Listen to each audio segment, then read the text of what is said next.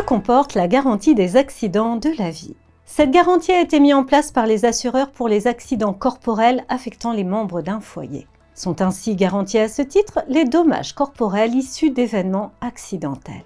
Quels types d'accidents sont considérés comme des accidents de la vie? Il s'agit des accidents domestiques, médicaux ou de loisirs, mais aussi des catastrophes naturelles et technologiques et des agressions.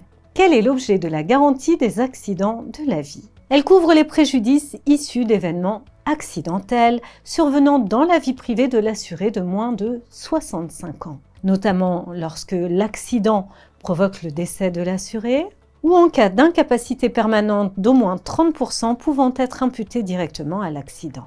Certains contrats prévoient même une garantie applicable aux incapacités permanentes supérieures ou égales à 10%. La garantie des accidents de la vie a également pour objet les accidents affectant l'assuré à l'occasion de loisirs tels que les voyages ou le sport. À quel moment l'accident doit-il se produire pour être garanti? L'accident est couvert dès lors qu'il survient durant la période située entre la date de prise d'effet du contrat d'assurance et la date de sa résiliation. Quels sont les préjudices indemnisés au titre de cette garantie? L'assureur indemnise le préjudice d'incapacité permanente, incluant les souffrances subies, le préjudice esthétique et celui d'agrément, ainsi que les dépenses d'aménagement. La double condition de cette prise en charge étant que l'incapacité permanente soit imputée directement à l'accident et que l'incapacité soit au moins égale au pourcentage prévu au contrat. Lorsque l'assuré décède suite à l'accident, ses ayants droit obtiennent l'indemnisation de leurs préjudices moraux et économiques. Étant précisé que l'ensemble des indemnités payées par l'assureur est limité à 1 million d'euros par victime. Comment les préjudices indemnisables sont-ils évalués?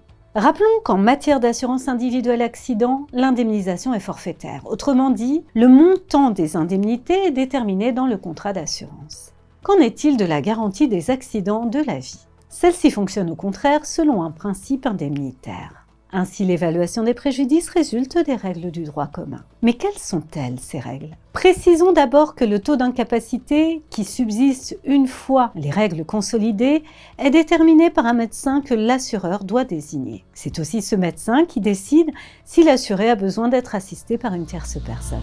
N'oublie pas de t'abonner à notre chaîne pour ne manquer aucune de nos prochaines vidéos. Et surtout, pense à liker si le contenu te plaît.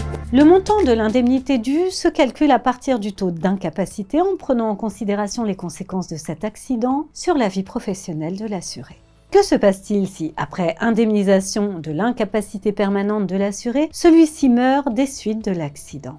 Le montant des indemnités payées à ses ayants droit en raison de son décès est alors diminué des indemnités déjà versées par l'assureur pour l'incapacité permanente et les préjudices personnels.